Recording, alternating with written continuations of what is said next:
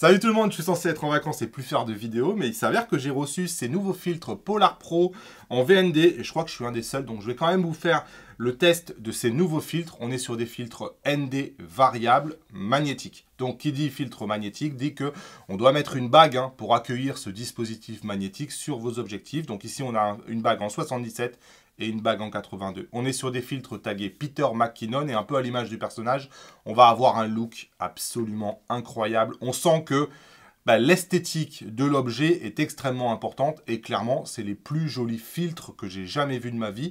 L'objet en lui-même, comparé à du Nizi, à du Freewell ou à du Case, il est absolument incroyable. C'est vrai que quand vous avez ça en main, on est sur les plus beaux filtres du marché si ça a une valeur pour vous.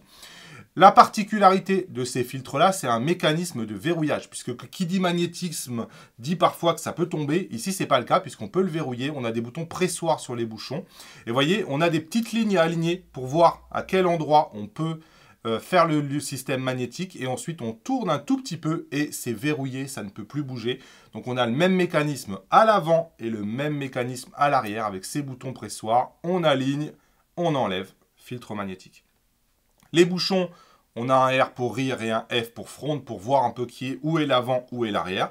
Donc je vous disais, on met la bague, on la met sur l'objectif. Donc là pour le coup on la visse, mais a priori elle va rester tout le temps sur l'objectif ensuite.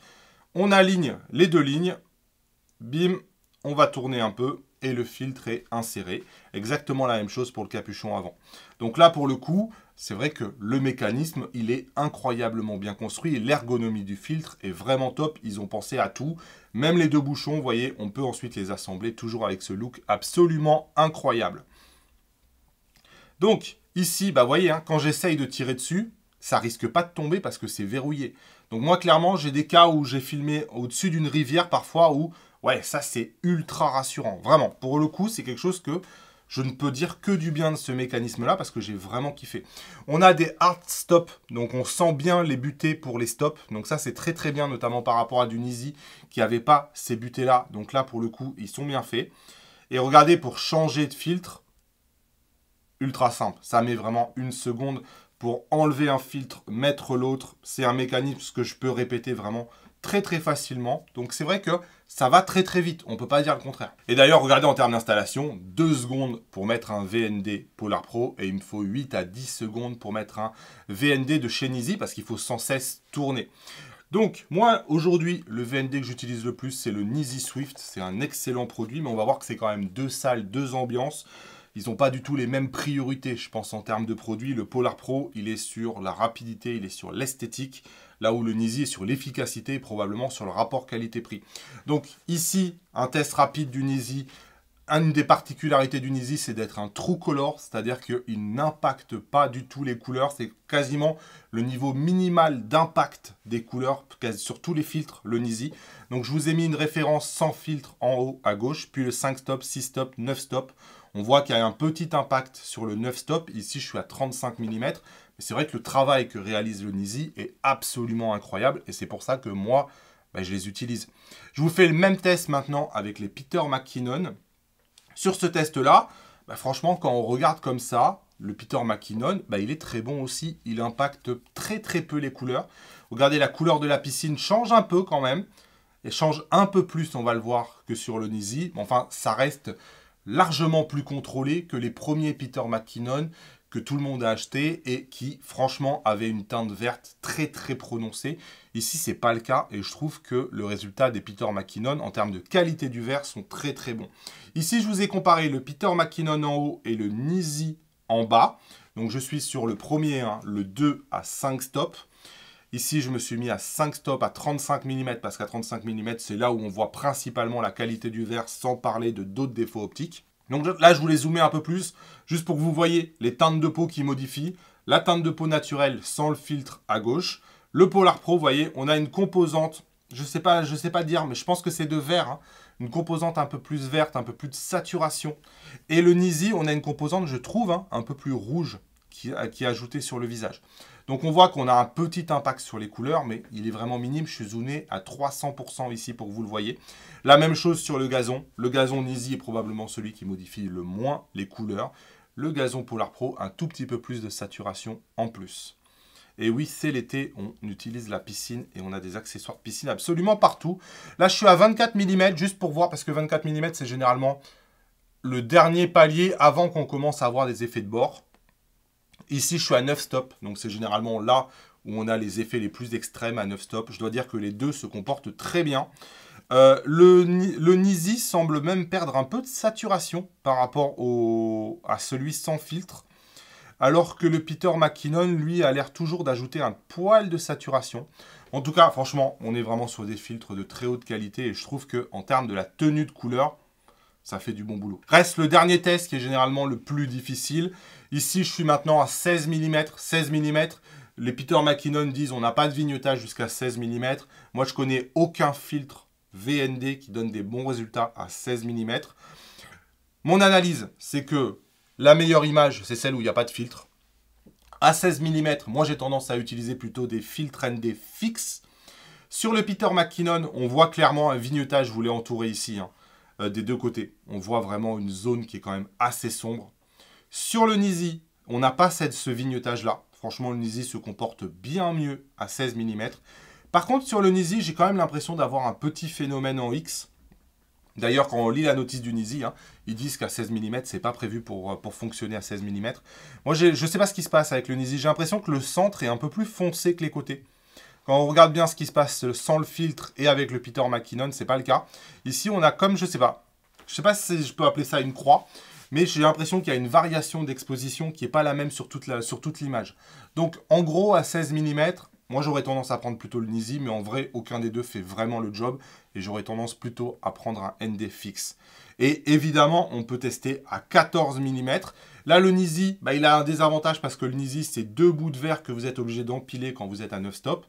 Et en fait, on voit tout de suite qu'on a des bords, vous voyez, noirs. Donc, on voit cet effet de vignettage bien plus prononcé à cause de ça. Mais regardez le vignettage du Peter McKinnon. Là, on voit quasiment plus rien. C'est entièrement bouché sur la partie droite de l'image. Au final, franchement, on a des verres qui sont d'excellente qualité. Je pense que tous les vidéastes qui utiliseront du Polar Pro ou qui utiliseront du Nisi vont être contents. Moi, je vous déconseille d'aller sur du 16 ou du 14 mm. Il y a une différence énorme en termes d'ergonomie. Ici, le Polar Pro, c'est un objet incroyable. Il est tout petit déjà. Il est en métal. Franchement, quand vous l'avez en main, c'est un objet qui fait plaisir à avoir.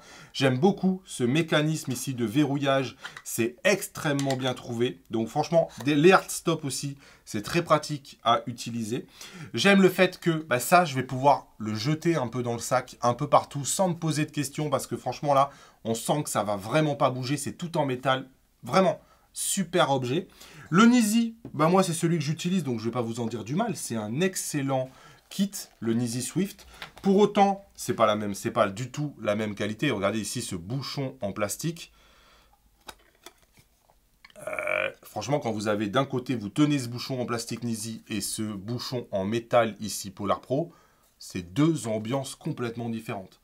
Donc, en termes d'utilisation, ces Nisi-là, moi, c'est clair que cette petite tige ici qui dépasse, moi, je ne l'ai jamais vraiment appréciée parce que je ne sais jamais comment la ranger. C'est pareil, ça, je ne vais pas pouvoir le jeter n'importe comment dans le sac. Déjà, il n'y a qu'un capuchon en plastique à l'avant et il n'y a pas de capuchon à l'arrière. Donc, c'est clair que en termes de manipulation, ça va être beaucoup moins pratique sur le Nisi. C'est la même chose pour passer à 9 stops sur le Nisi, je dois mettre un autre filtre sur le dessus. Et ce filtre-là, en fait, il va comme se ventouser par pression. Et quand je mets ce filtre-là, ce deuxième filtre, en fait, au-dessus du premier, si j'ai un objectif, vous savez, avec un zoom externe, j'ai tendance à changer ma focale. Et parfois, sur certaines scènes, c'est quelque chose qui m'a vraiment dérangé parce que j'avais pas envie de modifier ma focale et je suis obligé d'appuyer sur mon objectif et c'est pas quelque chose que j'ai aimé. Donc, le Nisi, franchement, si vous cherchez le meilleur rapport qualité-prix sur le marché, le kit Nisi ici, je ne peux que vous le conseiller. Et d'ailleurs, vraiment, je vous mets un lien en description parce que c'est des filtres qui sont géniaux pour les vidéastes. Donc, je ne peux qu'en dire du bien, sincèrement. Pour autant, au final, sur le Polar Pro, je peux jeter ça dans mon sac et je sais que j'ai mon VND. Le kit Nisi, je vais quand même avoir besoin probablement d'une petite pochette parce qu'il va falloir le protéger plus. On est sur un produit qui est probablement... Ça fait un peu moins premium finalement que le Polar Pro. Pour autant, quand on regarde le prix, 2 salles, 2 ambiances. Le Polar Pro tout en métal avec son ergonomie, ses locks, tout ça, on est sur 323 $. Le Nisi, tout le kit entier. Et quand je dis le kit entier, c'est qu'on a les deux. On va du 1 au 9 stops sur le Nisi.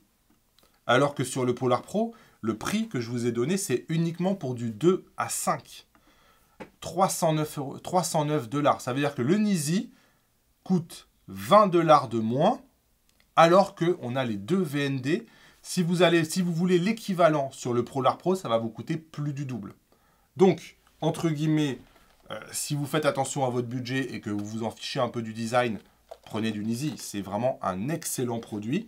Si vous êtes très attaché à l'esthétique, que vous voulez un produit tout en métal, que le système de verrouillage ici pour vous a de la valeur parce que c'est quelque chose qui, dans votre travail, va vous apporter quelque chose, bah franchement, le Polar Pro, c'est aussi un excellent produit. Pour moi, ils ne sont pas vraiment concurrents parce que c'est deux salles, deux ambiances. Moi, je sais que j'ai utilisé beaucoup les Polar Pro parce que j'aime beaucoup les jeter dans mon sac. Ça prend vraiment pas de place. Ça s'auto-suffit à lui-même. Donc, c'est quelque chose que j'aime beaucoup. C'est vrai que ça coûte cher. Clairement, ça coûte cher. On paye probablement la signature Peter McKinnon. Pour les deux cas, bah, je vous mets des liens dans la description. Le Polar Pro, eux, ils préfèrent vendre directement sur leur site internet parce qu'ils font une expédition très très rapide à l'international. Pour autant, je sais qu'IPLN se bat pour distribuer Polar Pro. Donc, je vous mets aussi des liens vers IPLN puisque là, c'est un vendeur français. Vous n'avez aucun problème pour l'expédition. Et les Nisi, évidemment, sont aussi chez IPLN. Vous mettez le code créateur Damien. Moi, ça soutient mon travail. Et je vous dis à bientôt dans une nouvelle vidéo. Salut!